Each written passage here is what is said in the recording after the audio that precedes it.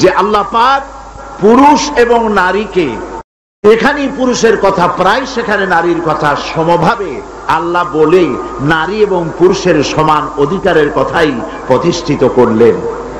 এমন এক সময় ছিল যখন কন্যা সন্তান জন্মগ্রহণ করাই ছিল পাপ, এবং সেই জাহালাতের যুগে কন্যা হয়েছে, মেয়ে হয়েছে শুনলে পরে স্বামীর মুখ কালো হয়ে যেত, মুখটা মলিন হয়ে যেত, এবং বাচ্চাটাকে ধরে আছাড় মেরে ফেলে দিত। জীবিত অবস্থায় কবরের মধ্যে পুঁতে রাখত, পাথর মেরে মাথাটা থেতলো করে দিত।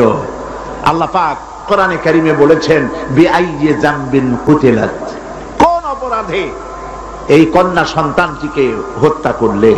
কি অপরাধ তার? বনু তামিমের এক ব্যক্তি ইসলাম কবুল করার পর লোকটি কাঁদতেছিল। হাদিস শরীফে ঘটনাটি এসেছে। নবী করিম সাল্লাল্লাহু আলাইহি ওয়াসাল্লাম তাকে প্রশ্ন করলেন, তুমি কাঁদছো কেন? লোকটি বলছে, হে নবী, আমি তো মুসলমান হলাম, কিন্তু আমার গুনাহ কি মাফ হয়েছে? আল্লাহর নবী বলেন, তুমি যখন পড়েছো লা ইলাহা ইল্লাল্লাহু মুহাম্মাদুর রাসূলুল্লাহ,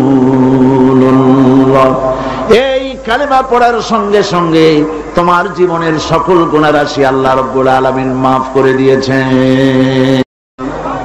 কিন্তু লোকটি কান্না থামছে না।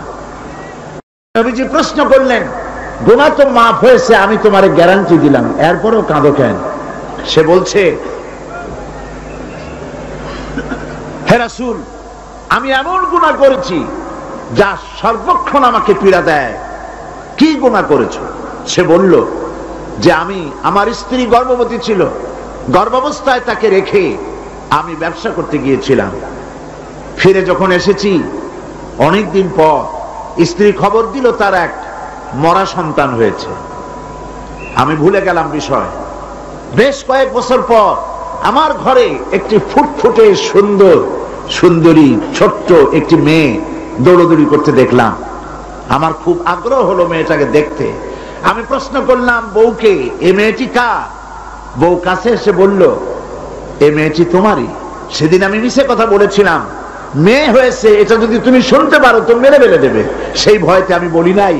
আমি আমার দূর সম্পর্কীয় আত্মীয়র বাড়িতে তাকে প্রতিপালনের ব্যবস্থা করেছি, আর তারপরে একটু বড় হয়েছে পরে নিয়ে আসছি। এখন হয়তো তুমি তাকে দেখে আর মারতে পারবে না, সেই ভরসা করে এনেছি।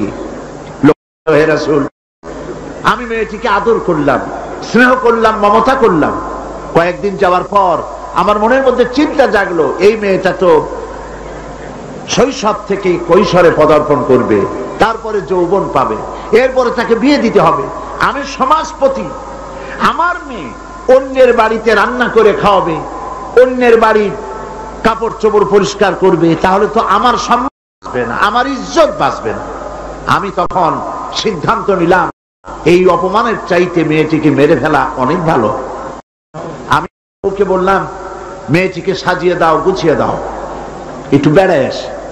স্ত্রী সরল মনে মেয়েটাকে সাজিয়ে গুছিয়ে দিল। এই মেয়েটিকে নিয়ে আমি চললাম। কিছু দূর দৌড়ে যায় আমার সামনে, আবার পেছনে আমার কাছে আব্বা আব্বা বলে ছুটে আসে, আবার পেছনে পড়ে আবার আব্বা আব্বা করে দৌড়ে এসে আমাকে জড়িয়ে ধরে। এভাবে যেতে যেতে এক নির্জন এলাকায় গিয়ে, এক পাহাড়ি এলাকায় গিয়ে আমার চাদরের ভেতর থেকে মাটি খোঁড়ার যন্ত্র বের করে মাটি খোঁড়া আরম্ভ করলাম। মেয়ে আমার কাছে বসে বলছেন, বাবা তুমি এত কষ্ট করছো কেন? সে তো বুঝতে পারতেছে না যে আমি তার জন্য কবর খনন করতেছি। আমি মাটি খুঁড়তেছি, মাটি এসে আমার জামায় লাগে, দাড়িতে লাগে, আর আমার মেয়ে আমার পাশে বসে আমার দাড়ি থেকে জামা থেকে ধুলাবালি সরায় দিচ্ছে আর বলছে, বাবা তুমি এত কষ্ট করছো কেন? গর্তটা যখন খনন করা হয়ে গেল, মেয়েটার হাত পা শুরু করলাম। মেয়ে বুঝতে পেরেছে আমি তাকে মেরে ফেলবো। মেয়ে তখন বলছে, বাবা আমাকে মেরো না, আমি তোমাকে বাবা ডেকে তোমাকে সমাজে নিন্দনীয় করব না, আমাকে মেরো না। আমি তার কোনো কথা শুনলাম না। হাত পাও বেঁধে সজোরে কুয়ার ভিতরে, গর্তের ভিতরে নিক্ষেপ করলাম। মেয়েটি আমার চিৎকার মেরে বলতেছে, বাবা আমাকে মেরো না, আমি তোমাকে বাবা বলে শরম দিব না। লোকটি বলছে, রাসূল, আমার পাষাণ হৃদয় গলল না, শেষবারের মতো একটা পাথরকে উঁচু করে আমি আমার মেয়ের মস্তককে লক্ষ্য করে এই পাথর সজলে নিক্ষেপ করলাম। মেয়ের বুক ফেটে রক্ত ফিনকি দিয়ে বেরিয়ে গেল, আর মেয়ের মুখ থেকে আব্বা বলে একটা চিৎকার বেরোলো। ওই আব্বা চিৎকার এখনো যেন আমার কানে আমি শুনতে পাই। শরীফে এসেছে, নবীজি কাহিনী শুনতেছিলেন, আর নবীজির রহমতের নবীর চোখ দিয়া পানি পড়ে দাড়ি ভিজে ভিজে পড়েছিল। এমন সময় ছিল যখন নারীদের কোনো সম্মান ছিল না, ইজ্জত ছিল না। নারীর সম্মান কে দিল? আল্লাহ দিলেন। বলেন, কে দিলেন? আজকে আমাদের জানতে হবে ইসলাম কি দিল আর পাশ্চাত্য কি দিল। নারী, ইসলাম যা দিয়েছে নারীকে, পুরুষকে নারীকে ইসলাম যে সমান অধিকার দিয়েছে, পৃথিবীতে কেউ তা দিতে পারে না। নারীর জীবনে তিনটা ভাগ করা যায়, নারীর জীবনকে তিনটা ভাগ করা যায়। প্রথমে সে কন্যা হিসেবে পৃথিবীতে আসে, এরপরে এই কন্যাটি কিশোরী হয়, তারপরে যৌবন পায়, এরপরে একদিন বিয়ে হয়ে যায়, তখন সে স্ত্রী হয়, বধূ হয়। তো প্রথম স্তর হচ্ছে, প্রথম অধ্যায় নারীর জীবনের প্রথম অধ্যায় সে কন্যা, দ্বিতীয় অধ্যায় সে বধূ, তৃতীয় অধ্যায় সে মাতা হয়ে যায়।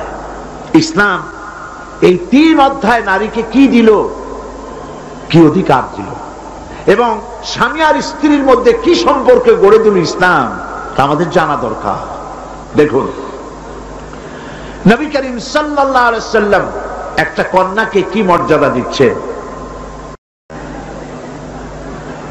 হাদিস শরীফে এসেছে, কোন ঘরে একটি কন্যা সন্তান জন্মগ্রহণ করে, ওই ঘরের ভিতরে তখন এক রহমতের ফেরেশতা আসে, এসে বলে, আসসালামু আলাইকুম ইয়া আহলাল বাইত। হে ঘরের মালিকেরা, হে ঘরের গৃহবাসীরা, তোমাদের উপরে আল্লাহর রহমত বর্ষিত হোক। ফেরেশতা চলে যায় কন্যাটির কাছে, ওই নবজাত কন্যার কাছে গিয়ে নূরের তৈরি পর দিয়ে এই কন্যার মাথা বুলায়, আর বলতে থাকে, এই কন্যাটিকে যে যত্ন করবে, আদর করবে, আদর শিখাবে, সাহায্য করবে, আল্লাহর সাহায্য কিয়ামত পর্যন্ত তার সাথে অব্যাহত থাকবে।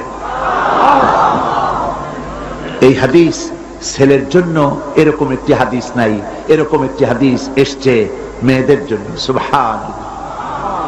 নবীজি বলছেন, মান আলা জারিয়াতাইন হাত্তা তাবলুগা জা ইয়াউমাল কিয়ামাতে আনা ওয়া হুয়া কাহাতাইন ওয়া দাম্মা আসাবিহু, আখরাজাহু মুসলিম।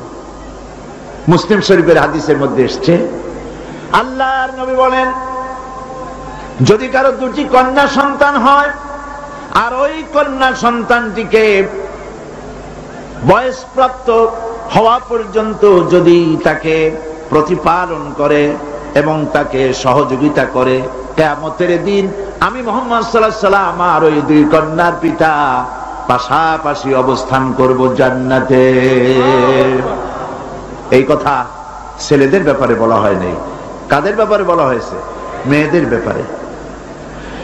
নবী করিম সাল্লাল্লাহু আলাইহি ওয়াসাল্লাম বলেছেন, ওয়ান জাবির বিন আব্দুল্লাহ রাদিয়াল্লাহু তাআলা আনহু قال قال رسول الله صلى الله عليه وسلم من كان له ثلاث بنات يربيهن ويكفيهن ويرحمهن فقد وجب له الجنة।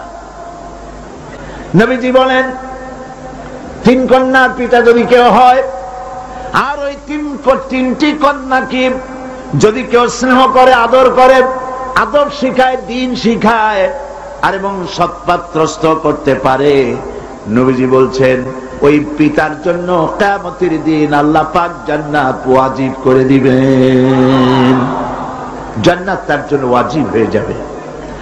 করিম সাল্লাল্লাহু আলাইহি ওয়াসাল্লাম বলেছেন, লা তাকরিহুল বানাত ফা ইন্নী আবুল বানাত।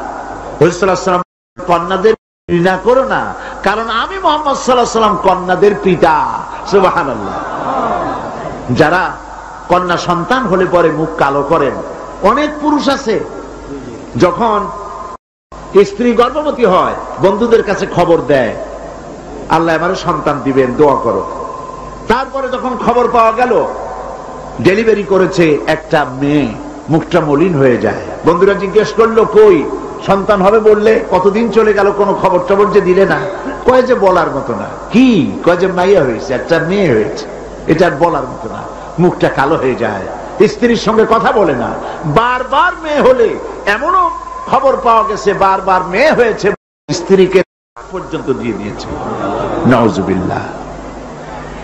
মেয়ে হওয়ার জন্য স্ত্রী কি দায়ী?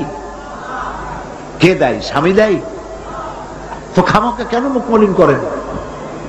আল্লাহ রাব্বুল আলামিন বলেছেন কোরআনে কারীমের মধ্যে, আমি কাউকে ছেড়ে দেই, কাউকে মেয়ে দেই, কাউকে ছেলেও দেই মেয়েও দেই, কাউকে কিছুই দেই না। ইন্নাল্লাহা আলা কুল্লি শাইইন কাদির। সমস্ত জিনিসের উপরে ক্ষমতা কার? আল্লাহ পাকের। সন্তান হয় না, আল্লাহর কাছে চাও, ছেলেও দিতে পারেন মেয়েও দিতে পারেন, তার ইচ্ছা। বারবার মেয়ে হয়েছে তো কি ক্ষতি হয়েছে? কি ক্ষতি হয়েছে? নবী করিম সাল্লাল্লাহু আলাইহি ওয়াসাল্লামের সন্তানদের মধ্যে মেয়েও ছিল, ছেলেরাও ছিলেন, কিন্তু ছেলেরা সব মারা গেলেন।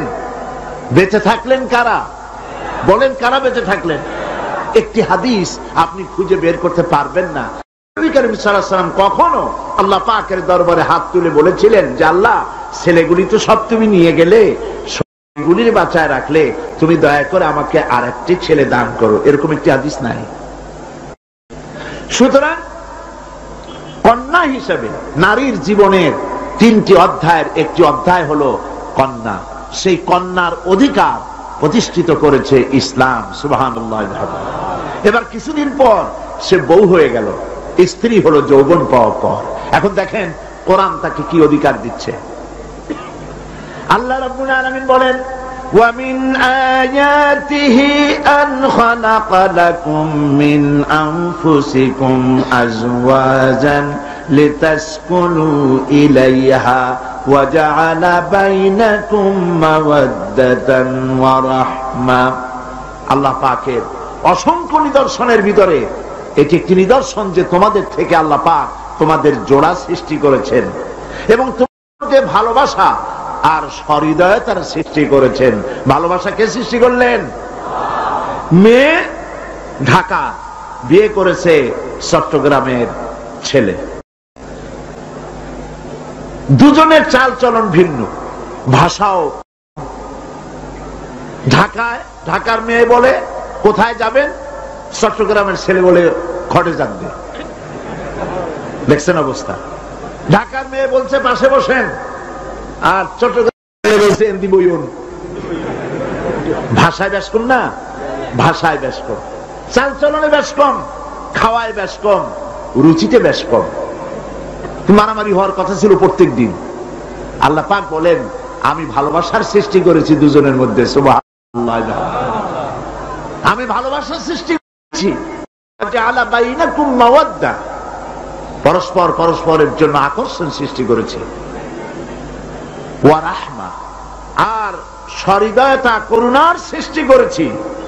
যখন বার্ধক্যে পৌঁছে যায় স্বামী আর স্ত্রী, তখন উভয়ের মধ্যে করুণার সৃষ্টি করে দেই। সুবহানাল্লাহ বলবেন না? তো তোমার থেকে তোমার জোড়া সৃষ্টি করা হয়েছে, এখন এই স্ত্রীর প্রতি সদ্ব্যবহার করো। ওয়ালাহুন্না মিথলুল্লাযী আলাইহিন্না বিল মা'রুফ। আল্লাহ পাক বলেন সদ্ব্যবহার পাওয়ার ওই পরিমাণ অধিকার নারীদের উপরে তোমার আছে যতখানি অধিকার নারীদের উপর পুরুষের আছে। সদ্ব্যবহার শুধু তার কাছেই আশা করো না, সেও তোমার কাছে যে সদ্ব্যবহার আশা করে সেটাও তুমি তাকে দিতে শেখো। হুন্না লিবাসুন লাকুম ওয়া আনতুম লিবাসুন লাহুন্না। ইসলাম কোথায় নিয়ে গেছে, সম্পর্ক কত বাড়িয়ে দিল। হুন্না লিবাসুন লাকুম ওয়া আনতুম লিবাসুন লাহুন্না। তোমরা স্ত্রী তোমার ভূষণ স্বরূপ আর তুমি তোমার স্ত্রীর ভূষণ স্বরূপ। ভূষণ মানে কি? পোশাক। পোশাকের কথা কেন বলা হলো? এই জন্য বলা হয়েছে পোশাক মানুষের কয়েকটা উপকার করে, শুধু শীত আর গরম নিবারণ করে না। পোশাক মানুষের আয়েব ঢেকে রাখে, পোশাক মানুষের সম্মান, তার লজ্জা ঢেকে রাখে। এই একের সাথে অপরের পোশাকের দৃষ্টান্ত আল্লাহ পাক দিলেন। এর অর্থ হচ্ছে পরস্পর পরস্পরের আয়েবকে ঢেকে রাখবে, একজন আরেকজনের আয়েবকে মানুষের সামনে পেশ করবে না, একজন আরেকজনকে শরম দিবে না, পরস্পরের সাথে মিলেমিশে থাকবে, একথা আল্লাহ পাক বললেন। ওয়াশিরুহুন্না বিল মারুফ, আর তোমরা স্ত্রীদের সাথে সদ্ব্যবহার করো। কে বলছেন? আল্লাহ পাক বলছেন। স্ত্রীদের ভিতরে সদ্ব্যবহার স্ত্রীদের সাথে কিভাবে করতে হবে, সব ব্যাপারে রাসূলুল্লাহ হচ্ছেন আদর্শ। লাকাদ কানা লাকুম ফি রাসূলিল্লাহি উসওয়াতুন হাসানা, সমস্ত ব্যাপারে তোমাদের জন্য মহত্তম আদর্শ হলেন নবী করিম সাল্লাল্লাহু আলাইহি ওয়াসাল্লাম। রাসূল সাল্লাল্লাহু আলাইহি ওয়াসাল্লাম বলেছেন, তোমাদের মধ্যে উত্তম সেই যে ব্যক্তি তোমাদের স্ত্রীর কাছে উত্তম। আমি আমার স্ত্রীদের কাছে উত্তম ব্যক্তি। সুবহানাল্লাহ বলবেন না? এবার দেখেন নবীজি আদর্শ দেখালেন স্বামী স্ত্রীর সঙ্গে সম্পর্কটা কেমন হবে। হযরতে খাদিজা রাদিয়াল্লাহু তাআলা আনহা আর নবীজির ভিতরে কেমন মহব্বত ছিল, কেমন আকর্ষণ ছিল। তিনি যখন হযরত খাদিজাকে বললেন, খাদিজা, আল্লাহ আমাকে নবী বানিয়েছেন, আমার উপর ঈমান আনো, এক আল্লাহর উপরে ঈমান আনো। হযরতে খাদিজা এক মুহূর্ত, একটি চোখের পলক তিনি দেরি করেন নাই। যখনই নবীজি তাকে ঈমান আনতে বলেছেন, হযরত খাদিজা পড়েছেন লা ইলাহা ইল্লাল্লাহু মুহাম্মাদুর রাসূলুল্লাহ। নবী করিম সাল্লাল্লাহু আলাইহি ওয়াসাল্লাম বলেছেন, আকাশের নিচে জমিনের উপরে খাদিজার মতো উত্তম মহিলা পৃথিবীতে আর নাই। কি সম্মান আল্লাহ পাক তাকে দিয়েছেন। আল্লাহ পাক নিজে হযরতে খাদিজাকে সালাম জানিয়েছেন। সুবহানাল্লাহ বলবেন? হেরা পাহাড়ে হযরতে জিবরাইল আলাইহিস সালাম নবীজির সঙ্গে কথা বলছেন, ওহী নিয়ে এসেছেন। কিছুক্ষণ পরে হযরতে জিবরাইল বলেন, ইয়া রাসূলুল্লাহ, আমি দেখতে পাচ্ছি খাদিজা আপনার জন্য খানা নিয়ে আসতেছেন। খাদিজা যখন আপনার কাছে পৌঁছে যাবে, আপনি খাদিজাকে বলবেন, আল্লাহ রাব্বুল আলামিন আজ আমি আসার সময় আমার মাধ্যমে খাদিজাকে সালাম জানিয়েছেন। হযরতে খাদিজা যখন নবীজির কাছে পৌঁছে গেছেন, আল্লাহ নবী বলেন, খাদিজা, তোমার জন্য আজকে একটি সুসংবাদ আছে। তিনি বললেন, আমার জন্য কি খবর, কি সুসংবাদ? হযরতে রাসূল বলছেন, খাদিজা শোনো, এই মাত্র জিবরাইল আমার কাছে চলে গেলেন, আর জিবরাইল বলে গেলেন, আল্লাহ রাব্বুল আলামিন তোমাকে সালাম জানিয়েছেন। হযরত খাদিজা ডুকরে কেঁদে উঠলেন। তিনি বললেন, ইয়া রাসূলুল্লাহ, আমার মানব জন্ম সার্থক হয়ে গেছে, আল্লাহ আমারে সালাম জানাইছেন, এর চাইতে সৌভাগ্য আমার জীবনে আর কিছুই নাই। তবে নবীজি, আল্লাহর সালামের জবাব কেমনে দিতে হয় আমি জানি না, আপনি দয়া করে আমার পক্ষ থেকে আল্লাহর সালাম যেমনে দিলে আল্লাহ খুশি হয় তেমনি আপনি দিয়া দিবেন। কি মহব্বত স্বামী আর স্ত্রীর ভিতরে ছিল হযরতে খাদিজা, হযরতে রাসূল করিম সাল্লাল্লাহু আলাইহি ওয়াসাল্লাম। নবী করিম সাল্লাল্লাহু আলাইহি ওয়াসাল্লামের ঘরে হযরত খাদিজা যতদিন ছিলেন আরেকটি বিবাহ তিনি করেননি। হযরত আয়েশা বলছেন, নবীজি আমার কাছে ঘুমানো ছিলেন, গভীর রাত্রে আমার ঘুম ভেঙে গেল। আমি চিন্তা করলাম নবীজি কোথায় গেলেন, মনে করলাম অন্য কোন স্ত্রীর ঘরে গেছে নাকি। আমি খুঁজতে লাগলাম, কোন ঘরে পাওয়া গেল না। খুঁজতে খুঁজতে অবশেষে আমি নবীজিকে পেলাম রিয়াদুল জান্নাতের ভেতরে, মসজিদে নববীর জান্নাতের টুকরার ভেতরে বসে নবীজি মোনাজাত করতেছেন। আমিও পিছনে আল্লাহর দরবারে হাত তুললাম, নবীজি বলতেছিলেন, রব্বুল আলামিন কঠিন ওই হাসরের ময়দানে মা তার সন্তান ভুলে যাবে, তার সন্তান ভুলে যাবে, স্বামী তার স্ত্রীকে হারায় ফেলবে, স্ত্রী তার স্বামীকে চিনবে না। ওই কঠিন হাসরের ময়দানে তাআলা আমি যেন আমার খাদিজারে হারায় না যাই। মোনাজাত শেষ হওয়ার পর হযরত আয়েশা বলেন, ইয়া রাসূলুল্লাহ, খাদিজা এই বুড়ির কথা এখনো কেন আপনার মনে পড়ে? খাদিজার পরে কুমারী মেয়েও তো আপনি বিয়ে করেছেন, খাদিজার কথা কেন বুড়ির কথা ভুলতে পারেন না? নবীজি বলেন, আয়েশা রে, খাদিজার সম্পর্কে এরকম কথা আর তুমি বলবে না। তোমরা জানো না, তোমরা সবাই আমার সুদিনের স্ত্রী, আর খাদিজা আমার এমন সময়ের স্ত্রী যখন এই মক্কা নগরীতে মুহাম্মদ সাল্লাল্লাহু আলাইহি ওয়াসাল্লামের পাও রাখার জায়গা ছিল না। হযরত আয়েশা বললেন, ইয়া রাসূলুল্লাহ, আমি ক্ষমা চাই, আমাকে মাফ করে দিন, আমি খাদিজার সম্পর্কে এমন কথা আর উচ্চারণ করব না, তবে খাদিজার সম্পর্কে আমার কিছু কথা শোনান। হযরত নবীজি বলেন, আয়েশা রে, শোনো, আমার সঙ্গে বিবাহের পর খাদিজার ধন সম্পত্তি যা ছিল আল্লাহর রাস্তায় সব উজাড় করে দিয়েছে। কতদিন না খেয়ে থেকেছে, একদিনের জন্য বলে নাই আপনার সাথে বিয়ে হয়েছে বলে আজ আমি না খাইয়া আসি। সারাদিন সারা রাত দাওয়াতের কাজ করে আমি যখনই দরজার কাছে ফিরেছি, যত রাত হোক না কেন, একবার বলেছি খাদিজা, অমনি দরজা খুলে গেছে। আমি প্রশ্ন করেছি, খাদিজা, যত রাত্রে আসলাম একদিনও দুইটা ডাক দেওয়া লাগলো না, তুমি কি ঘুমাও না? হযরতে খাদিজা বলেছেন, ইয়া রাসূলুল্লাহ, আপনি দিনের দাওয়াতের জন্য ব্যস্ত, কষ্ট করেন, আমি মনে মনে ভাবি আমি যদি ঘুমায় থাকি রাতের বেলায়, আর নবীজি যদি দরজার কাছে এসে খাদিজা খাদিজা বলে ডাকাডাকি করেন, উঠতে যদি আমার দেরি হয় আল্লাহর নবীর সঙ্গে বেয়াদবি হয়ে যাবে, এইটা মনে করে বিছানায় না ঘুমায় যতক্ষণ আপনি না ফেরেন এই দরজাটার সাথে পিঠ লাগাইয়া দাঁড়াইয়া দাঁড়াইয়া ঘুমায়। হযরত আয়েশা বলেছেন, আমাদের ঘরে রান্না বান্না তেমন হতো না, আমাদের ঘরে তেমন গোশত খাওয়ার সুযোগ আমাদের কিসমতে তেমন হতো না। যদি কোনদিন আমাদের ঘরে দুম্বা বা ছাগল জবাই হতো, গোশতগুলি নবীজি কেটে ভাগ করে সমস্ত স্ত্রীদের ঘরে দিয়ে দিতেন। এরপরে কয়েকটা গোশতের টুকরা একটা টোপলায় নিয়ে হযরত খাদিজা মদিনার অলিতে গলিতে ঘুরে বেড়াতেন। খাদিজার কোন বান্ধবী পাওয়া যায় কিনা? সুবহানাল্লাহ। নবী করিম সাল্লাল্লাহু আলাইহি ওয়াসাল্লাম তার স্ত্রীদেরকে এভাবে ভালোবাসতেন, আর স্ত্রীরাও নবীর জন্য এভাবে ভালোবাসতেন, ভালোবাসা দিতে।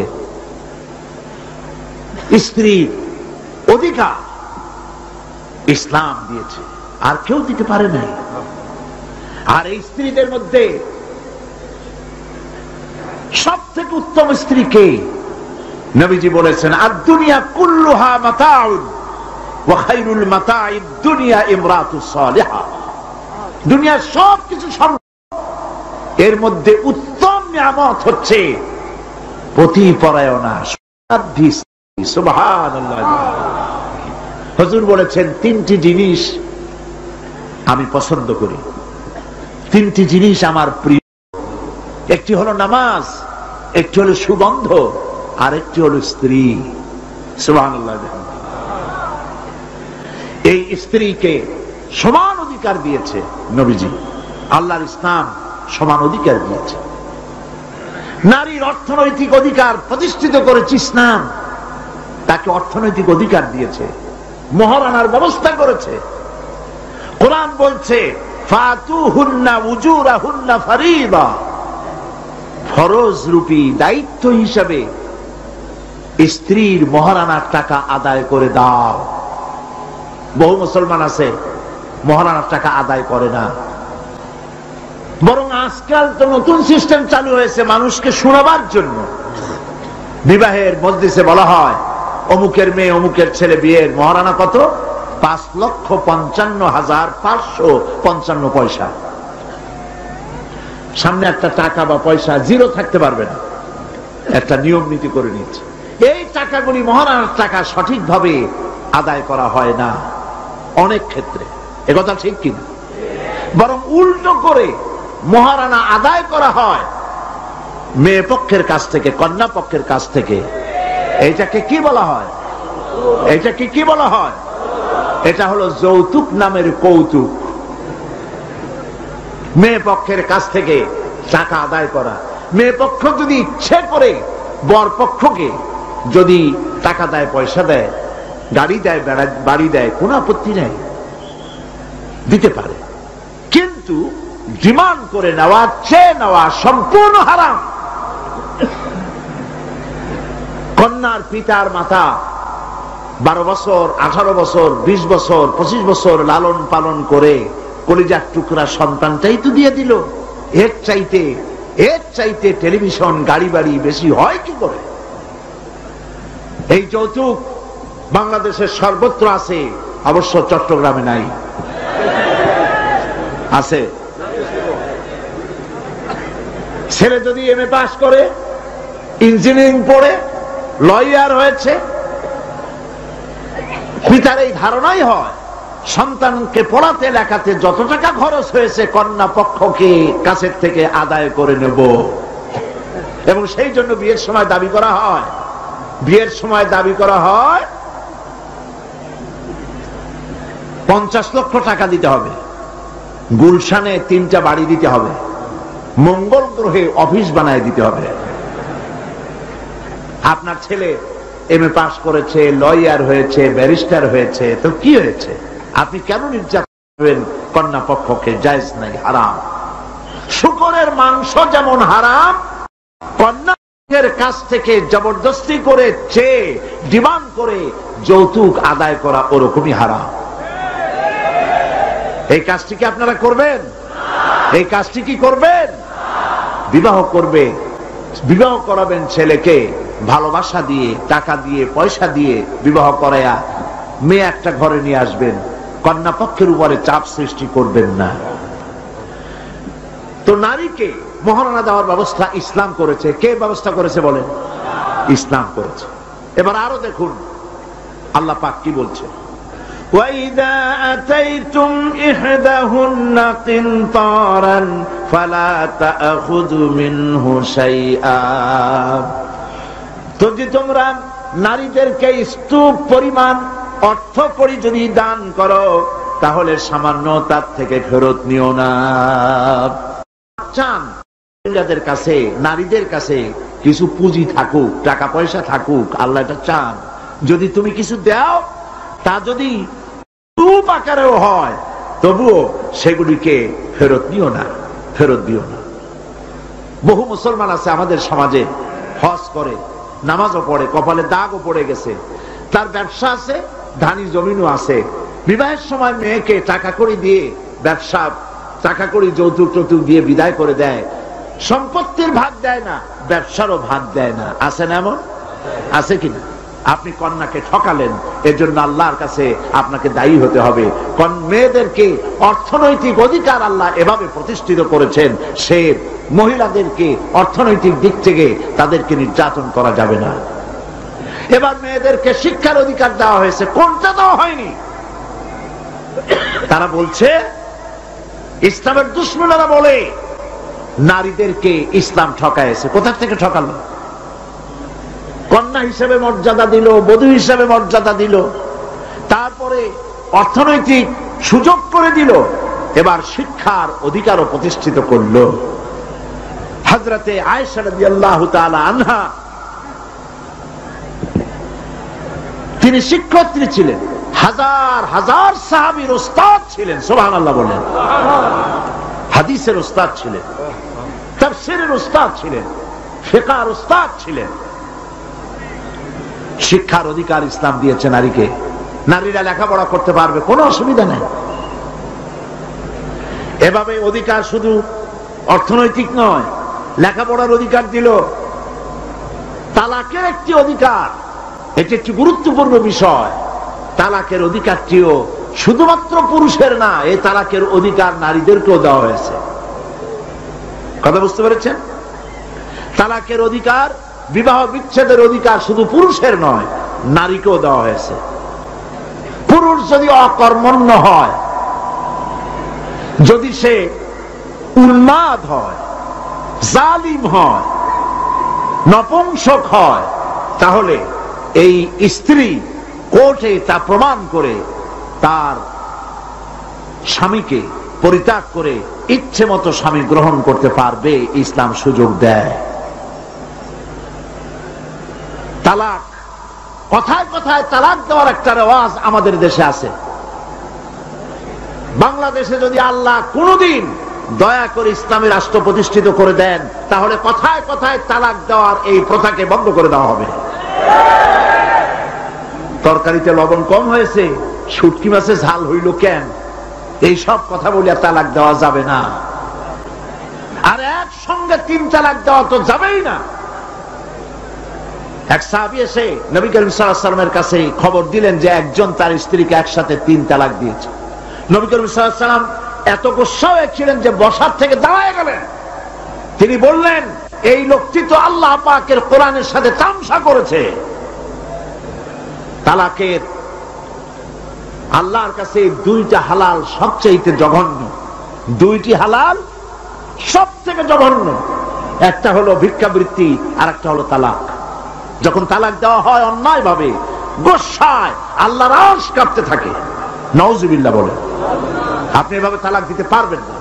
তালাক দেওয়ার নিয়ম হলো, যখন স্ত্রীর সাথে, লক্ষ্য করুন, স্ত্রীর সাথে বনিবনা হচ্ছে না, স্ত্রীর চরিত্র খারাপ, স্ত্রীর দাজ্জাল মার্কা, বনেই না, তো আল্লাহ পাক তখন বলেছেন, উভয় পক্ষের আত্মীয় স্বজন নিয়ে মীমাংসা করার চেষ্টা করো, সালিসি করো। যদি মীমাংসায় না হলো, তাহলে 1 মাসে 1 তালাক দাও, বিছানা আলাদা করে দাও, এবং অপেক্ষা করো তার এই অবস্থা দেখে সে ফিরে আসে নাকি। যদি ফিরে আসে তো গ্রহণ করো, যদি ফিরে না এলো 2য় মাসে 2য় তালাক দাও। তাও যদি ফিরে না, তাহলে সে গিয়ে 3 তালাক একদম রেজি করে দাও, আর ফেরত হবে না। 3 তালাকে বায়না করে দাও, এই স্ত্রীকে আর গ্রহণ করা যাবে না।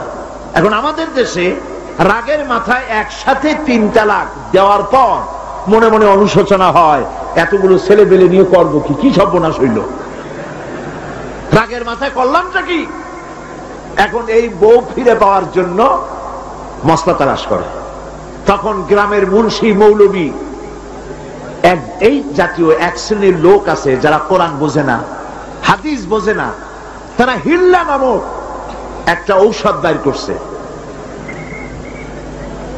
সেই ঔষধটা কি? তারা বলে যে এই স্ত্রীকে যদি আবার নিতে চাও, তাহলে আরেকটা পুরুষের সঙ্গে বিবাহ দাও, এবং শর্ত করো যে তোমার কাছে দিলাম, 2-3 দিন পর তুমি তালাক দিয়ে দিবা, এরপরে আমরা নিয়ে নেব।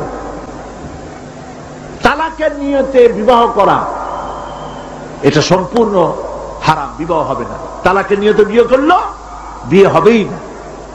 তারপরে এই যে ভাড়া করা, একজনের সঙ্গে হিলা করতে দেওয়া, এটাকে হাদিসের ভাষায় বলা হয়েছে ভাড়া করা ষাঁড়।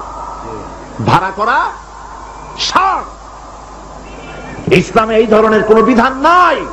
সবাই কান খুলে শুনুন, হিল্লা করার যে ব্যবস্থা বাংলাদেশে গ্রামে গঞ্জে আছে, শরীয়তের কোন অস্তিত্ব নাই।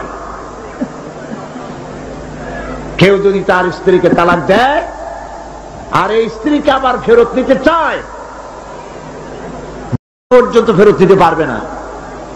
একটা পথ আছে, সেই পথটা হলো এই স্ত্রী ইচ্ছে করে কোন স্বামী গ্রহণ করেন, আর সেই স্বামী যদি ইচ্ছে করে ঘটনাচক্রে তালাক দেয়, অথবা ঘটনাচক্রে সেই স্বামীর যদি মৃত্যু হয়, তাহলেই কেবলমাত্র প্রথম স্বামীর কাছে আসতে পারবে। এছাড়া প্রথম স্বামীর কাছে আসা কিয়ামত পর্যন্ত সম্ভব নয়। এইটা ইসলাম করেছে দৃষ্টান্তমূলক শাস্তি দেওয়ার জন্য। কথায় কথায় তালাক দেবা, বাগুন ভর্তায় মরিচ হইল কেন, এইসব শয়তানি চলবে না। এইটার জন্যই এই বিধান করা হয়েছে। তালাক কখনো রাগের মাথায় এই জঘন্য কাজ কেউ করবেন না। যদি করতেই হয় তাহলে 3 মাসে 3 তালাক হবে, একসাথে 3 তালাক দেওয়া যাবে না। যদি কেউ একসাথে 3 তালাক দিয়ে বসে, তালাক হয়ে যাবে, এটাও মনে রাখবেন, তালাক হয়ে যাবে। তবে আল্লাহ পাক অসন্তুষ্ট হবেন, নারাজ হবেন, গোসায় আল্লাহর আরশ কাঁপতে থাকে। এই কাজটি কখনো করবেন না। আল্লাহ পাক তালাক চান না, আল্লাহ চান স্বামী স্ত্রীর মধ্যে মহব্বত পয়দা হোক। সুবহানাল্লাহ। যদি স্ত্রীর উপর রাগ হয়, কখনো মন খারাপ হয়, আল্লাহ বলছেন ওয়ালা তানসাউল ফাদলা বাইনাকুম, তোমরা পরস্পর পরস্পরের অনুগ্রহকে ভুলে যাও। আজকের একটা ব্যাপারে মন খারাপ হয়েছে, তুমি চিন্তা করো তোমার জীবনের অনেক ক্ষেত্রে এই স্ত্রীর অনেক অবদান আছে, সেগুলিকে মনে করে আজকেরটা মাফ করে দিবেই তো সারে। সুবহানাল্লাহ। আল্লাহ পাক চান না স্বামী স্ত্রীর ভিতরে অসন্তুষ্টি থাকুক এবং তালাক পর্যায়ে চলে যায়। একবার নবী করিম সাল্লাল্লাহু আলাইহি ওয়াসাল্লাম বসে আছেন মসজিদে নববীর ভিতরে, মুখ মলিন, সাহাবায়ে কেরাম ভয়তে কথা বলতে পারছেন না। কিছুক্ষণ পর হুজুর হযরত আলী হযরত ফাতেমার ঘরে ঢুকলেন, বেরিয়ে আসতেন হাসি মুখে। তিনি প্রশ্ন করলেন, সাহাবায়ে কেরাম জিজ্ঞেস করলেন, হে রাসূল, একটু আগে আপনার মুখ এত মলিন ছিল আর এখন আপনি এত হাসি খুশি, আমরা তো তখন কথা বলতে সাহস পাইনি, হুজুর কি হয়েছিল? আল্লাহর নবী বলেন, ওদের মধ্যে মনোমালিন্যের সৃষ্টি হয়েছিল আর আমার মনটা খারাপ হয়ে গিয়েছিল। ওদের, বুঝতে পারছেন তো, হযরত আলী এবং ফাতেমার মধ্যে মনোমালিন্য সৃষ্টি হয়েছিল, আমার মনটা খারাপ হয়ে গিয়েছিল। আমি ভেতরে গেলাম, উভয়ের সঙ্গে কথা বললাম। এখন তারা দুজনের মধ্যে তাদের ভুল বুঝাবুঝির নিরসন হয়েছে, আমার মনটা খুশি হয়ে গেছে। নবীজি বলেন, ফাতেমাকে যে কষ্ট দেয় সে আমাকে কষ্ট দেয়, কারণ ফাতেমা আমার কলিজার টুকরা। স্বামী এবং স্ত্রীর মধ্যে সম্পর্ক ভালো থাকতে হবে, অধিকার সমান, তবে স্বামীর মর্যাদা বেশি। মর্যাদা কার বেশি? স্বামীর মর্যাদা বেশি। তিরমিজি শরীফের হাদিসে এসেছে, আল্লাহর নবী একদিন একদিকে যাচ্ছিলেন, জঙ্গল থেকে এক পাহাড়িয়া উট এসে নবীজির কদমের উপরে, নবীজির কদম মোবারকে চুমা দিল, সেজদা করলো। সাহাবায়ে কেরাম বললেন, ইয়া রাসূলুল্লাহ, পাহাড়ের উটের কি সৌভাগ্য, আল্লাহর নবীর পায়ের উপরে চুমা খেয়েছে, সেজদা দিয়েছে, আমাদেরকে অনুমতি দেন, আপনার কদমের উপরে আমরা সেজদা দিয়া ধন্য হই। হুজুর বলেন, শোনো, আমি যদি এই পৃথিবীতে মানুষকে সেজদা করার জন্য যদি পারমিশন দিতাম, তাহলে পৃথিবীর সমস্ত নারীদেরকে বলতাম তারা যেন তাদের স্বামীকে সেজদা দেয়। তাহলে মর্যাদা কার বেশি? স্বামীর মর্যাদা বেশি। অধিকার সমান, মর্যাদা বেশি স্বামীর। আবু দাউদ শরীফের হাদিসে এসেছে, নবীজি বলেছেন, কোন স্ত্রী লোক এমন অবস্থায় যদি মারা যায় যে তার স্বামী তার উপরে সন্তুষ্ট ছিল, আল্লাহ রাব্বুল আলামিন ওই মেয়ে লোকটি জান্নাত দান করে দিবেন। স্বামীর মর্যাদা এখানে বেশি। তাহলে আমরা দেখলাম অধিকারের দিক থেকে যখন নারী ছিল, বধূ ছিল, কন্যা ছিল, বধূ ছিল, সব জায়গায় ইসলাম নারীকে সম্মান বাড়িয়ে দিল, ঠিক কিনা বলেন? আর নারী বিবাহ হওয়ার পর কদিন পরে মা হয়ে গেল, মা হয়ে যাওয়ার পর মর্যাদা কমে গেল না বেড়ে গেল? বলেন, কমলো না বাড়লো? নবীজি বলছেন, আল্লাহর নবীর সামনে একজন সাহাবী এসে প্রশ্ন করলেন, হে আল্লাহর রাসূল, খেদমত করব কার? মান আহাক্কুন নাস বিহুসনি সাহাবাতি? ক্বালা উম্মুক। ক্বালা সুম্মা মান? ক্বালা উম্মুক। ক্বালা সুম্মা মান? ক্বালা উম্মুক। ক্বালা সুম্মা মান? ক্বালা আবুক। আখরাজাহুল বুখারী, বুখারী শরীফের হাদিস। সাহাবী জিজ্ঞেস করছেন, ইয়া রাসূলুল্লাহ, খেদমত করব কার?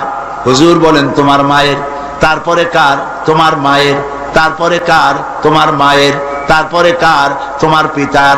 বাপের চাইতে মায়ের মর্যাদা কয় গুণ বেড়ে গেল বলেন?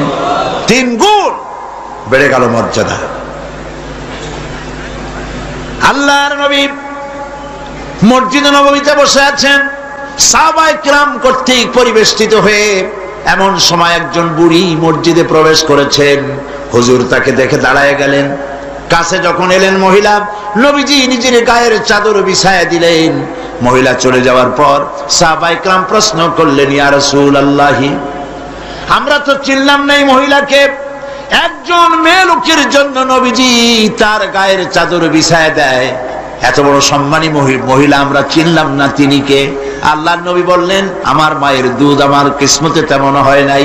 যার কোলে কাকে চড়ে, যার বুকের দুধ খাইয়া আমি বড় হয়েছি, এই আমার সেই দুধ মা হযরতে হালিমাতুস সাদিয়া। মায়ের মহব্বত কেমনে করতে হবে? মা যখন হয়ে গেলেন, সম্মান বেড়ে গেল সন্তানের কাছে। একজন সাহাবী এসে কাছে বলছেন, হে রাসূল, আমার মায়ের মেজাজ খুব খারাপ। হাদিস, আমার মায়ের মেজাজ খুব খারাপ।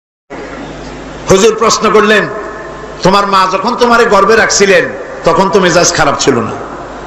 তিনি বললেন, হুজুর আমি সত্যি বলছি, মেজাজ খুবই খারাপ।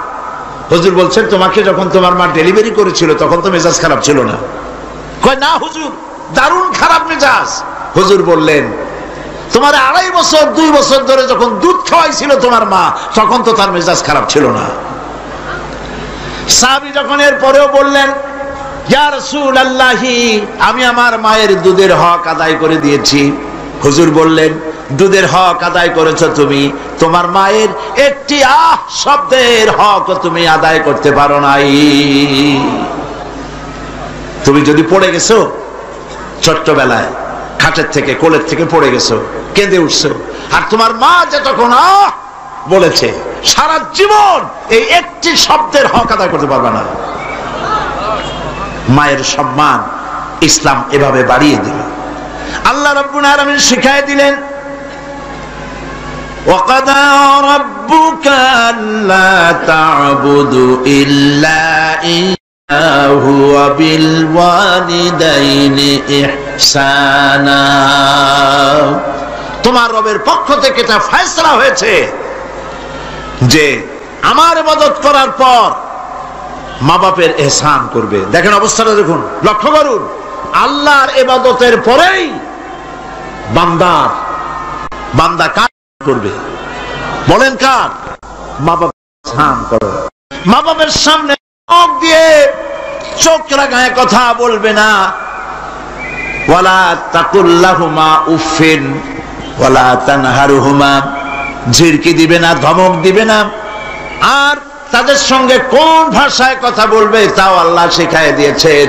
আল্লাহ পাক বলেন, ওয়াকুল্লাহুমা কাওলান কারীমা,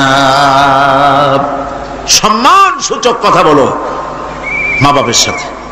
আর শিখায় দিলেন, বান্দারা তোমার মা বাবার জন্য আমার কাছে এই ভাষায় দোয়া করো, রব্বির হামহুমা কামা রাব্বায়ানি সাগীরা।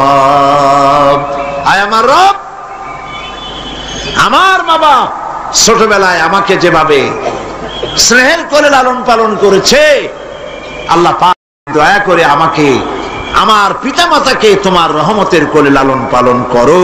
আল্লাহ পাক শিখাই দিয়েছেন। এই দোয়া করবেন তো? মনে থাকবে? প্রত্যেক নামাজের পরে মুনাজাতে এই দোয়া করবেন। মা বোনেরা লেখাপড়া করতে পারবেন, চাকরি করতে পারবেন, জিহাদে যেতে পারবেন, সবই করতে পারবেন পর্দার ভিতরে থেকে। আল্লাহ পাক কোরআনে কারিমে বলেছেন, ওয়াকারনা ফি বুয়ুতিকুন্না ওয়ালা তাবাররাজনা তাবাররুজাল জাহিলিয়াতিল উলা ওয়াকারনা ফি বুয়ুতিকুন্না, তোমরা তোমাদের ঘরের মধ্যে থাকো, আর জাহিলিয়াতের যুগে মতো করে সাজসজ্জা করে তোমরা বেরিও না, ঝাঁকঝমক করে বেরিও না, সৌন্দর্য প্রদর্শনী করো না। পৃথিবীতে বিভিন্ন দেশে মিস সুন্দরী প্রতিযোগিতা হয় না? হয় কিনা? সুন্দরী প্রতিযোগিতা হয় পৃথিবীর বিভিন্ন দেশে। Miss China, miss Thailand, miss American, miss Canada, এভাবে নাম হয়। সুন্দরী প্রতিযোগিতা কি? সুন্দরী প্রতিযোগিতা করতে গিয়ে বিচারক মন্ডলী সুন্দরীদের শরীরের যেসব জায়গা মাপজোপ করে তা কেবলমাত্র শয়তানের পক্ষে সম্ভব, কোন পুরুষের পক্ষে সম্ভব নয়। যারা এই বিচারক মন্ডলী থাকে নির্লজ্জ বেহায়া, তারা কি তার নিজের মেয়ের, নিজের বোনের শরীরের সেসব জায়গা মাপ করতে পারবে? লম্পট। বাংলাদেশে সুন্দরী প্রতিযোগিতা কিয়ামত পর্যন্ত হতে দেওয়া হবে না। পর্দার বিষয়টি আলোচনা করতেছিলাম। পর্দা করা ফরজ। পর্দা করা কি ফরজ? নবীজি বলেছেন এমন এক সময় আসবে, قال رسول الله صلى الله عليه وسلم نساء كاسية عارية مميلة مائلة رؤوسهن كالبخت المائلة لا يدخلن الجنة ولا يجدن ريحها أخرجه مسلم। আল্লাহর নবী বলেন এমন এক জামানা আসবে যখন বস্ত্র পরিধানকারিণী উলঙ্গিনী হবে মেয়ে লোকগুলি, উটের চুটের মতো করে খোপা বেঁধে মরাল সময় হেলে দুলে পরপুরুষের দৃষ্টি আকর্ষণ করে রাস্তায় চলাফেরা করবে। এরা জান্নাতের কথা, জান্নাতের সুঘ্রাণ এদের নাকে প্রবেশ করবে না। কাসিয়াতুন আরিয়া, বস্ত্র পরিধানকারিণী উলঙ্গিনী। কথা শুনতেছেন আপনারা? বুঝতে পারতেছেন? বস্ত্র পরিধানকারিণী উলঙ্গিনী, এমন কাপড় পরছে যা পরাও যা, না পরাও তাই, জান্নাতে যেতে পারবে না। এই জন্য অশালীন পোশাক বাদ দিতে হবে। রাসূলুল্লাহ বলেছেন আরাফাতের ময়দানে, তোমরা যেমন খাবে তোমাদের মেয়েদেরকে, স্ত্রীদেরকে তেমন পরাবে, তোমরা যেমন খাবে তেমন তাদের খাওয়াবে, তোমরা যেমন পরবে তেমন তাদেরকে পরাবে। কেউ কেউ এর অর্থ করেছে যেমন খাবো তেমন খাওয়াবো, এটা তো ঠিক আছে, যেমন পরি তেমন তাদেরই পরাতে হবে। তো পুরুষও প্যান্ট শার্ট পরে মেয়েদেরকেও প্যান্ট শার্ট পরানো শুরু করছে। নাউজুবিল্লাহ বলে। কিয়ামতের অনেকগুলি আলামত আছে। হযরত আলী রাদিয়াল্লাহু তাআলা হাদিস রওয়ায়াত করেছেন, কিয়ামতের পূর্বে 15টি লক্ষণ প্রকাশ পাবে, তিরমিজি শরীফের হাদিস। তার মধ্যে একটি লক্ষণ হলো এই, মেয়েরা পুরুষের পোশাক পরবে, পুরুষরা মেয়েদের পোশাক পরবে। এটা তো শুরু হয়ে গেছে। শুরু হয়েছে কিনা? মেয়েরা, আমাদের দেশেও এই প্রচলন শুরু হয়েছে। কোন কোন ক্ষেত্রে মহিলারা প্যান্ট শার্ট ইত্যাদি চাদরবিহীন এগুলি পরে রাস্তায় বেরোনো শুরু হয়ে গেছে। পুরুষগুলি, আমাদের দেশে এগুলি কম, বিদেশে দেখেছি কানে দুল পরে। আমাদের দেশে দুল পরা শুরু করছে কিনা আমার চোখে এখনো পড়ে নাই। আছে? আমি তো এত খাতায় দেখি, তারপরেও আমার নজরে পড়ে নাই। তবে চেন পরা দেখেছি, সোনার চেন বহু নজরে পড়েছে। সোনার চেন গলায় পরে পুরুষ মাঘের পৌষের প্রচন্ড শীতে সামনের 3-4টা বোতাম খোলা রাখে, যাতে মানুষে বুঝে উনি একখান কিছু পড়ছেন। হারাম, হারাম। পুরুষের জন্য একরত্তি স্বর্ণ জায়েজ নাই। কারো যদি থাকে এগুলি খুলে, আজই বউ থাকলে বউরে দাও, না থাকলে বোনেরে দাও, আর না থাকলে কিছু যদি না থাকে বাক্সে উঠায় রাখো, বউ আসলে তারে পরাই দিও, তোমার জন্য হারাম। বিদেশে কানে দুল পরে, নাকে ফুল পরে। আমি অবাক হয়েছি, ঠোঁটে রিং, ঠোঁটে জিহ্বাও রিং পরে। ভাত খায় কেমনে আল্লাহই জানে। শয়তান কারে বলে না, আমার দেশে জিহ্বায় ঠোঁটে রিং আমি দেখিনি। আমি ইউরোপ আমেরিকা দেখেছি, মাথার চুল চতুর্দিক থেকে কেটে মাথার চান্দির উপরে তালপট্টির দ্বীপের মতো বানায় রাখে। আবার দুই দিক থেকে কামাইয়া মাথার উপরে তাল পাতার মতো রঙিন করে চুল খাড়া করে রাখে, আবার পেছনের চুল ছোট ছোট কেটে, ছোট করে কেটে ওইখানে বাড়ির নম্বর, রোড নম্বর, টেলিফোন নম্বর লিখে রাখে। আমি দেখে বলছি, শয়তানে যদি এই সব দেখে আলী কানবে আর বলবে যে আমি শয়তান হয়েছিলাম কেন। কত মারাত্মক হয়ে গেছে মানুষ, এই শয়তানদের অনুকরণ করে, নাউজুবিল্লাহ বলে। এই জন্য পোশাকের ব্যাপারে মা বোনরা কেমন পোশাক পরবে আল্লাহ পাক কোরআনের মধ্যে বলে দিয়েছেন। ওরা সমান অধিকার দিতে চায়, নারীকে পুরুষ বানায়া পুরুষের সমান অধিকার দিতে চায়, আর ইসলাম নারীকে নারীর মর্যাদায় রেখে পুরুষের সমান অধিকার দেয়। কথাটা পার্থক্য আছে কি নাই, বুঝতে পেরেছেন কিনা? নারী পোশাক শালী মার্জিত।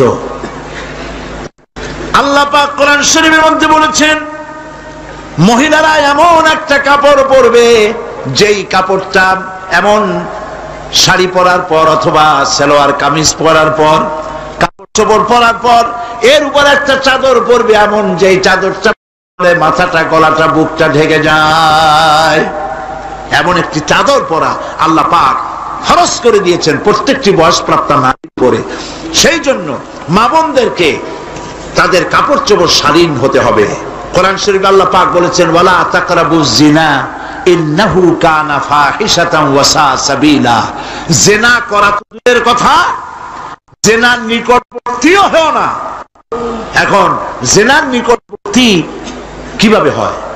জিনা করা তো দূরের কথা, জিনার কাছেও যাও না। জিনার কাছে যাওয়ার জন্য এগুলি হচ্ছে রুট: অশ্লীল গান, অশ্লীল বাজনা, সৌন্দর্য প্রতিযোগিতা, নারীদের অশালীন অমার্জিত কাপড় চোপড় পরে রাস্তায় বেরোনো, এগুলি জিনা ব্যভিচার পথকে বাড়িয়ে দেয়। বলেন নাউযুবিল্লাহি মিন যালিক। এই জন্য মহিলাদের চাদর পরার কথা বলা হয়েছে, বোরকা পরার কথা বলা হয়েছে, হিজাব এবং নিকাব পরার কথা বলা হয়েছে। মহিলাদের ঘরই হচ্ছে তাদের জন্য জিহাদ। জিহাদের ফজিলত বয়ান করার পর মা বোনরা জিজ্ঞেস করেছেন, হে রাসূল, আমাদের জিহাদের উপায় কি? হুজুর বলেছেন, আলাইকুন্না বিল বাইতি ফাইন্নাহুম জিহাদুকুন্না। তুমি ঘরে থাকো, ঘরটাই তোমার জন্য জিহাদ। সন্তান প্রতিপালন করা, এটাই তোমার জন্য জিহাদ। নারীরা ব্যবসা করতে পারবে, রাজনীতি করতে পারবে, সমাজনীতি করতে পারবে, সব পারবে, কিন্তু পুরুষের সাথে অবাধ মেলামেশা থেকে নিজেকে অবশ্যই দূরত্ব, ব্যবধান রেখে তাকে চলতে হবে। অবাধ মেলামেশাকে ইসলাম হারাম করেছে। আর নারীদের জন্য নবী করিম সাল্লাল্লাহু আলাইহি ওয়াসাল্লাম বলেছেন, আল মারআতু ইযা সাল্লাত খামসাহা ওয়া সামাত শাহরাহা ওয়া আতাত বালাহা ওয়া আহসানাত ফারজাহা। নবী করিম সাল্লাল্লাহু আলাইহি ওয়াসাল্লাম বলেছেন, যদি চারটি কাজ করে, 5 ওয়াক্ত নামাজকে সঠিকভাবে যদি আদায় করে, রমজান মুবারকের রোজা যদি রাখে, আর মহিলারা যদি স্বামীর আনুগত্য করে চলে, সতীত্বের হেফাজত যদি করে, এই 4টি কাজ করতে পারলে আল্লাহ রাব্বুল আলামিন তাদেরকে, আল্লাহ পাক তাদেরকে কিয়ামতের দিন জান্নাতের যেই দরজা দিয়ে খুশি সেই দরজা দিয়ে জান্নাতে প্রবেশ করাবেন। যেটা দিয়ে সে যেতে চায় সেটা দিয়েই সে জান্নাতে যেতে পারবে। মহিলাদের অধিকার এর থেকে আর কি প্রতিষ্ঠিত করা হবে? মহিলাদের জন্য নামাজের ব্যবস্থা করা হয়েছে। মসজিদে নববী, যেখানে 1 রাকাত নামাজে 50,000 রাকাতের সওয়াব হয়। মসজিদে হারাম, যেখানে 1 রাকাত নামাজ পড়লে পরে 1 লক্ষ রাকাত নামাজ সওয়াব হয়, সেখানে নবী করিম সাল্লাল্লাহু আলাইহি ওয়াসাল্লাম মহিলা নামাজ ব্যবস্থা করেছেন। যারা হজ করতে গেছেন তারা দেখে আসছেন, দেখছেন না? জান নাই হজে কেউ? মসজিদে নববীতে নেশা এখন পর্যন্ত মহিলাদের জন্য আলাদা দরওয়াজা রয়েছে, এবং মসজিদে নববীর মূল নামাজের জায়গায় 1/4 মহিলাদের জন্য সংরক্ষিত। লক্ষ লক্ষ মহিলারা একসঙ্গে নামাজ পড়তে পারে। অবাধ মেলামেশা থেকে নিজেদেরকে রক্ষা করে তারা ব্যবসা বাণিজ্য করতে পারবে। এমনকি তাদেরকে এত অধিকার দেওয়া হয়েছে যে বিবাহের সময় শুধুমাত্র ছেলে চয়েস করে নেবে কন্যাকে, এখানেই শেষ। মেয়েকেও তার স্বামী পছন্দ করার ইখতিয়ার নবী সাল্লাল্লাহু আলাইহি ওয়াসাল্লাম দিয়েছেন। আবু দাউদ শরীফের হাদিসে একজন মহিলা, একজন যুবতী রাসূলের কাছে এসে বলছেন, ইয়া রাসূলুল্লাহ, আমার মা বাপ ছোট্ট অবস্থায় আমাকে বাল্য বিবাহ দিয়েছে। তখন তো বিয়ে বুঝতাম না, এখন ওই স্বামী আমার পছন্দ হয় না, আমি এখন কি করব? লক্ষ্য করুন, আমি এখন কি করব? আল্লাহর নবী বলছেন, তোমার ইখতিয়ার, ইচ্ছে করলে এই বিবাহ তুমি রাখতেও পারো, ইচ্ছে করলে এই বিবাহ ভঙ্গ করে ইচ্ছে মতো স্বামী গ্রহণ করতে পারো। তাও সুবহানাল্লাহ কবেন না? এবার চিন্তা করুন, এর থেকে নারীর অধিকার কারে বলে? আমাদের দেশে নিয়ম হয়েছে শুধুমাত্র ছেলে মেয়ে দেখতে যাবে, আর সে দেখাটাও অপমানকর রীতিমতো। গিয়েই নাম কি? তো বলবে আমার নাম বিলকিস অথবা আকাশ খাতুন অথবা এই জাতীয়। এখন তো নামগুলি খুব একেবারে বেকায়দা মনেও থাকে, একটা নাম বলে দিল। আচ্ছা দেখি মাথার কাপড় ফালাও, চুল কেমন দেখি, হাঁটো দেখি, দাঁতগুলো বাইর করো। আশ্চর্য কথা, আপনি দাঁত দেখতে গেছেন নাকি গাবতলিতে গরু কিনতে গেছেন নাকি? কি অমর্যাদা কর! জিজ্ঞেস তো করা উচিত, দেখা হওয়ার পর নাম কি, বাপের নাম কি, এরপরে জিজ্ঞেস করা উচিত কোরআন শরীফ কি পড়তে জানেন? তো শোনান একটু কোরআন শরীফ। একতরফা ভাবে দেখা হলো, কোরআন শরীফ তো জিজ্ঞেস করেই না, বরং জিজ্ঞাসা উল্টাটা হয়, রবীন্দ্রনাথের সঙ্গীত জানেন কিনা। সময় এখন আগের মতো নাই, এখন পাল্টে গেছে, এখন যুগ অন্যরকম হয়ে গেছে, এখন পাল্টা জিজ্ঞাসাও আসতেছে। জিজ্ঞেস করে, আমার নাম তো শোনাইলাম, এবার বলেন আপনার নাম কি? কয় আমার নাম বল্টু মিয়া। একটু দাঁড়ান, কোমর সোজা করেন, হাঁটেন সামনের দিকে, দাঁত বাইর করেন। পছন্দ হইল না, বলবে অ্যাবাউট টার্ন, বাড়ির দিকে ডবল মার্চ। যেমনটি করছিলেন তেমনটি পাবে। ইসলাম অধিকার দিয়েছে উভয় উভয়কে দেখে নেবে। বাল্য বিবাহ ইসলাম আদৌ স্বীকৃতি দেয় না, আপনি করতে পারবেন না। জবরদস্তি করে